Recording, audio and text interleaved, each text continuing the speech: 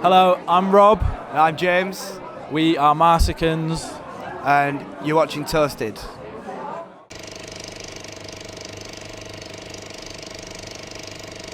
I was lucky enough to see the last actually two, well, maybe three songs of your set. And I was wondering, I mean, of course it's nice to be here in Groningen, but do you guys play these like special one-off show more often? We do, so have you heard of Sofa Sounds? So we do them in the UK sometimes. We go around and it's good to kind of, it's a bit of a challenge for us because usually we're running about, being energetic and a lot louder instruments, so it kind of makes us work at our songwriting more and make sure it translates to this kind of environment because it's kind of important to do these kind of shows where it's intimate and special for you and the crowd. So we spend quite a lot of time working on like the harmonies and doing stuff like that for these kind of shows. The cool thing is, if this is the first time I see you guys live, is any band can sound good in the studio, but I noticed that you played shitloads of gigs because it's so fluent and you guys really communicate with each other, you know exactly who's doing what. Yeah. Oh yeah, like we spend every day together. Like we see each other more than we see our girlfriends, which they might have a problem with, but we don't. And I think that in its own right means that as a band we just kind of like we really understand each other, and if something even if something goes wrong during a song, we're all so like in tune with each other that we just pick up the slack. So I think that just genuinely like living in each other's pockets is important as a band. Yeah. Talking about living in each other's pockets, there was an interesting video I found online of one of the members giving the other member a kind of a hot massage. Yeah, that was me. I give Ollie a massage. Well, we were in Brighton and we'd been doing a lot of lifting of gear and stuff like that, and it was tense, so I just helped him out. So you guys are really close. Oh yeah. Well, we lived together for a bit as well, so You did? yeah. I always wonder, because I mean, of course, you read these stories about the Rolling Stones and the Sex Pistols when they started off, like living in a really shitty apartment, all guys in the same room, in the same bed, probably shagging the same girl as well. I mean, it reads like a novel, it reads like fun, but there must be downsides to it as well, right? Well, we've not quite reached the extent of the Stones, but I don't know, for us it was kind of good because it just meant we did a lot more writing together and stuff like that. Well, we don't live together anymore, not because we fell out, but just we just gone out differently. But I think it worked a lot for us, and it made us put a lot more time into it just by being together. So we've kept that up since, and I don't know, it's worked. Yeah, like you just like kind of wake up and like have a cup of tea, and you might have an hour until you need to be anywhere. So instead of like when you're living on your own, if you just kind of pick up your laptop and go on like social media or whatever and waste time. If you kind of together, if living with someone that you play music with, you're often inclined to just pick up an instrument and have a little mess around, see what you can come up with. So like your free time just becomes kind of writing time, and it's more beneficial, I think. I don't know. It sounds really romantic, This is like probably what I think, probably the best period of being in a band. Because of course it's nice to have the billions and the screaming fans, but I mean, on the other hand, if you see all the bands, like even Coldplay, they travel apart. For them, it's like they're touring these massive stadiums, but they all travel in their own cars, they have their own thing, and they only meet on the stage. I mean, of course it's great, but it's not that romantic, probably. Oh yeah, we've not had a fight yet, which is good. And we spend a lot of time in the van. Like we don't have a radio in our van, so we have to speak to each other. So we make sure we're having a chat, we're having a good chat, and yeah, we're kind of. It's not gone wrong yet, so it's working. And people do always comment on that. They see that on stage, they can see how close we are, and that works for us. So at the moment. Hey, talking about the van, I saw somebody drove it in a ditch before you arrived, or what happened?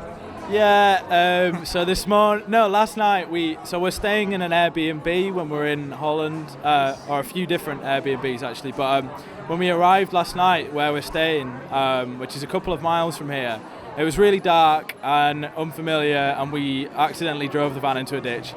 So we panicked a lot last night and then thought, let's try to sort it out in the morning. So we spent most of the day together trying to push the van out of the mud. Eventually we had to just give up, get the breakdown person to come and pick us up. So it was a pretty grim day, pretty horrible day up until this point. Good story. Good story. We And put in wood, you know build what? wheels. I reckon like that kind of stuff, like those little blips, the little bad times, are so important because it keeps you all really together and be like, you have to get through them. And then the good times, you don't take them for granted because you can be like, oh, that was a good show, but you remember this morning when it all went wrong. So yeah, it's good. More talk about music. Of course, we are here at Eurosonic. It is an important thing, I hear, because I mean, a lot of bookers are here. If you as a band perform here well, you probably get a lot of gigs in Europe during the festival season. Of course, for you guys, you already recording new music as well. So I reckon this is twofold, presenting new music and trying to get more gigs.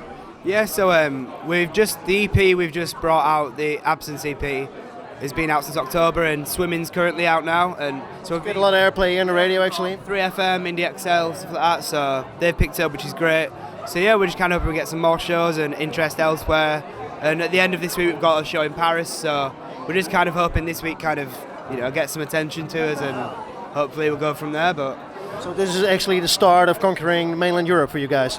Yeah, we came out in the summer to Holland to play we played 2 shows in Amsterdam. And that was actually the first time we'd ever played outside the UK, so it was really exciting for us.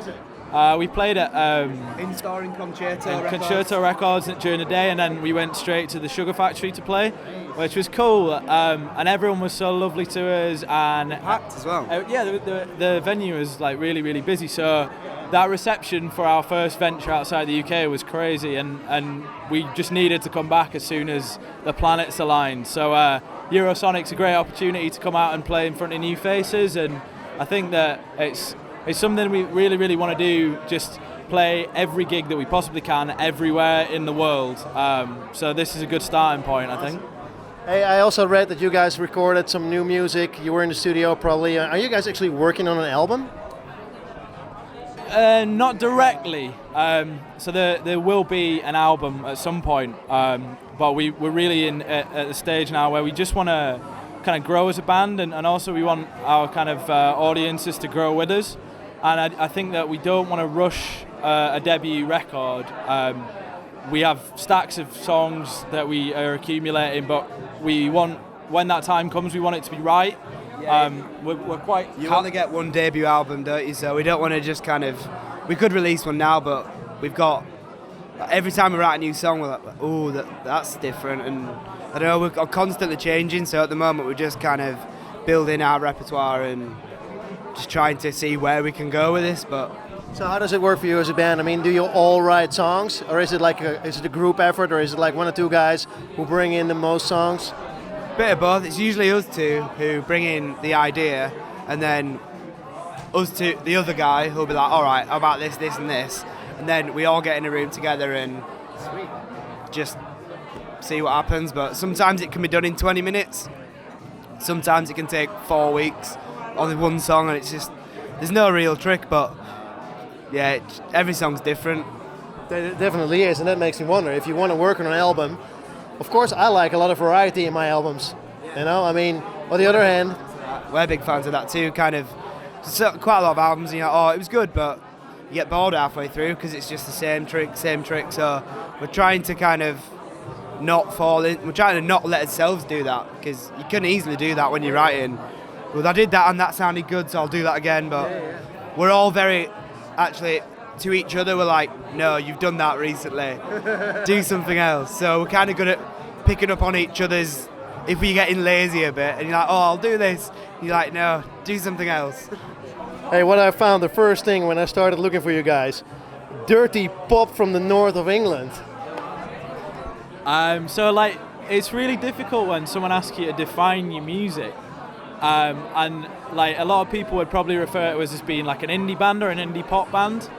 But we got really bored of the word indie because it was kind of like massively overused and really quite undefinable. Like, Besides, when do you stop being indie? I mean, is Radiohead still indie, or what the fuck? yeah, exactly. Like, what does it even mean? So we kind of we fretted for ages about what our answer to that question would be, and yeah, we just wanted to kind of say something that was like just more interesting and more endearing. Like, what is dirty pop from the north of England? Well, let's have a listen. And I think that that's really important. Like, you can't label a band with words really. You just need to check out their music and see what it's about. So that word, dirty pop makes people more inclined to listen as opposed to just go, just another indie band. I love the video for Absence. It's of course the Absence EP, so there's more songs, but you shot the video especially for Absence. Who did it and where did you shoot it? So a company called Arillo filmed it, and they're from York in England as well. And we went over to Sunderland, it's called Roker Pier, and we shot in this lighthouse, and the local council let us use this lighthouse all day and filming it, and we had a guy with a drone camera. It was all very outlandish, but we thought that song was something we'd never done before, and it was avenue we've not gone down, so we thought let's make the video deserving of that song, so we kind of made it really big and cinematic.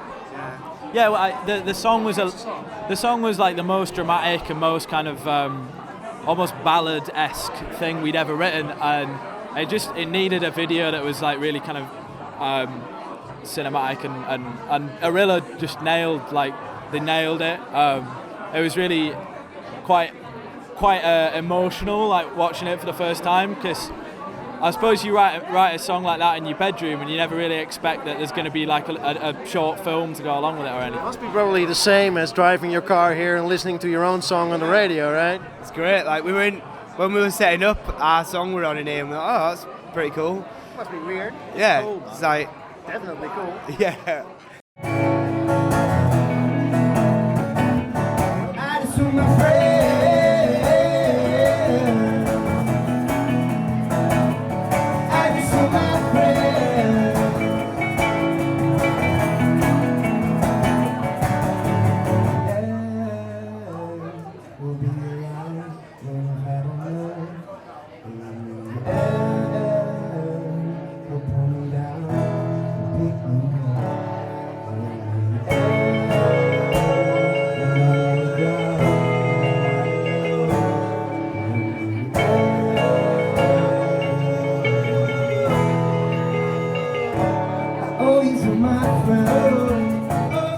What holds the near future for you guys? So we're going. Well, we've got this week, then we're heading back, and then we're off on tour with Hippocampus, a band from America. So we're doing their main support for the UK tour, and then we've got our own headline tour of the UK a couple of weeks after that. So just keeping going, busy. And mainland Europe in the summer?